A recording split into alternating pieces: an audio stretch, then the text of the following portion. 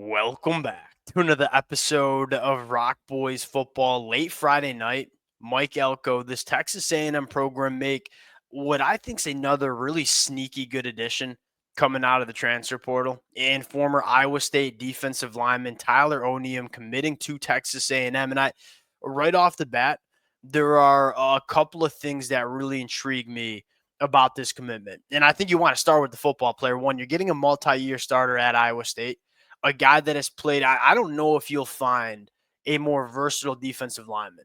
This was a guy that out of the 2023 year, I was familiar with heading into 2024 because they had a very nice year for Iowa State in 2023. Go back and watch some of the 2024 stuff. You will not find a defensive lineman that is as versatile as a guy like Tyler. I mean, you'll see him play head up on a center at the nose. You'll see him play a lot of three tech. You'll even see him play out on the edge, outside of the outside shoulder of the tackle, more of that five technique. And this is a guy that plays every single spot on the defensive line. Now, he's going to be more of an interior defensive lineman for Texas A&M in 2025, but that versatility, it matters when you're trying to build depth on the defensive line. And that is exactly what Texas A&M is trying to do.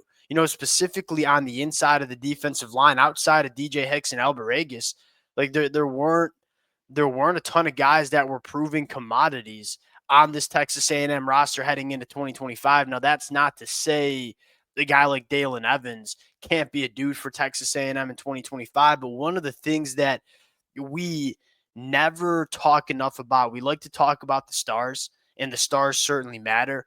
Having depth specifically at a position like defensive line where you're rotating those big bodies in and out throughout a game, it's really important.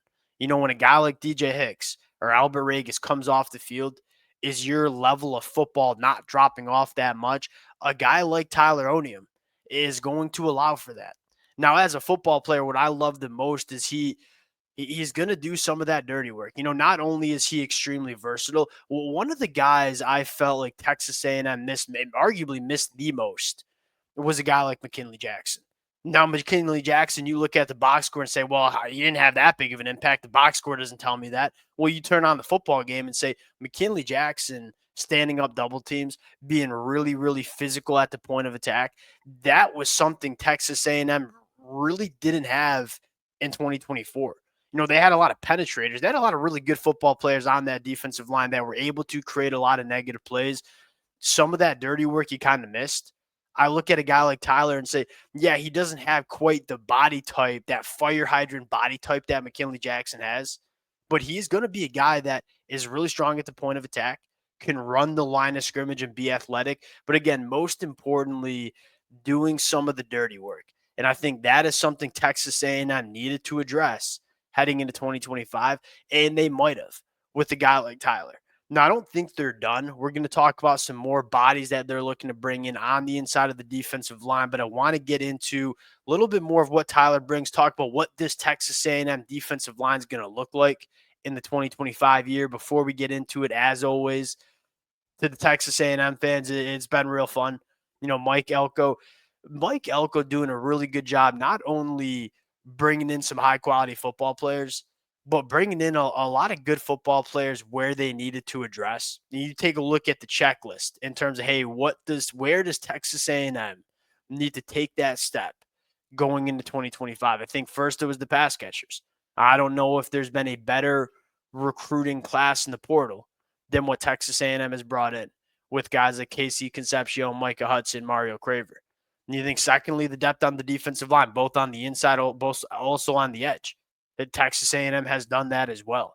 And so I look at it and say, good players at positions of need, that's how you use the portal. And it's been a blast talking it. Appreciate you guys rocking with it. If y'all do enjoy the content, consider subscribing to the channel. Without further ado, you get into Tyler Odium, and again, it's not like the stats over the last couple of years at Iowa State are going to jump out. He's been productive, right? 90 tackles, 13 TFLs, 3 sacks. It's not like he's a no-show in the box score. A lot of his best production and play that he's going to bring to Texas A&M it's not going to be reflected in the box score when you look at it at the end of the game. I think that's where it starts. I think secondly, Ideally, he's not starting for Texas A&M because that tells me a guy like DJ Hicks or potentially a guy like Dalen Evans have really taken those steps heading into 2025, which is very reasonable to think will happen. But this is a guy that when you have to take some of them off the field, you're not going to get bad snaps from him. And it's really hard in this era of college football to get quality football players in as depth pieces just because of the nature. If you're a good football player, you can probably go start on a lot of teams across the country at the Power 4 level. And so building that depth, and we've seen it play out in the college football playoffs, in my opinion, teams like Georgia, they haven't been able to hold on to their good depth players because they have the ability to hit the portal and go start at other spots. Building depth in this era of college football is awfully hard. And I think Mike Elko is being very diligent and very intentful in terms of, hey, we're not only going to bring in guys who are going to be legit game changers for us, guys like Casey Concepcion, we're also going to try to build our depth in the portal as well. And a guy like Tyler Onyedim, again, I think is one of those guys that is going to build some of that depth. Now, there's another name that Texas A&M is going after, and you make no mistake about it. This kid is not a I shouldn't call him a kid because he'd be a fifth-year senior. David Gusta is no depth piece. This is a game record. This is a difference maker on the defensive line. You look at David Gusta, I think what I love most is he's so good against the run. He gives you a ton of juice in the pass rush.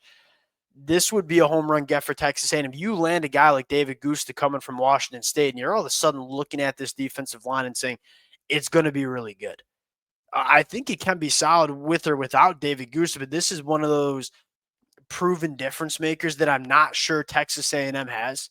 Look, do I think DJ Hicks can be that guy in 2025? Yeah, absolutely. He's still a young player only going into year 3, and you're starting to see the flashes. I think Albert Regas can be a really good football player. I think Dalen Evans can be a really good football player. But there's no Shamar Turner where you look at it and say, yeah, that's a guy that can dominate, take over a football game. David Gusta would be that guy. And if I'm Texas A&M, there's been some really, really good work in the transfer portal up until this point. I'm probably pushing my chips in for a guy like David Gusta. And if you can land a guy like him, you suddenly look at the defensive line and say, it's going to be just fine in the 2025 year. And you kind of say, all right, if the secondary can take a step, which we think it will, because we've always talked about the secondary, we say, look, it didn't come together the way some of us thought, especially with Mike Elko taking over. At the end of the day, it was just a new face everywhere in the secondary. And it's not crazy to say that, all right, year 1, there were some growing pains because there's not a lot of gel and continuity within that room. Well, guess what? In 2025, there's going to be that. You know, a lot of these guys are going to be going into year 2 in terms of what Texas A&M wants to do. There's a lot of reason Texas A&M improves in 2025. We'll see how they finish out in the portal. I'm a big fan of the efforts. It's not always been flash. You know, a guy like Tyler Onyedim it's not going to be a super flashy get, but it's a get that Texas A&M needed. And if you're a Texas A&M fan that follows this personnel and this roster pretty damn close, you know they needed some depth. Tyler's about as good as it gets in terms of depth pieces in the transfer portal. We'll sign out there. Appreciate you guys rocking with it. If y'all do enjoy the content, consider subscribing to the channel, and we'll talk to y'all later. Peace.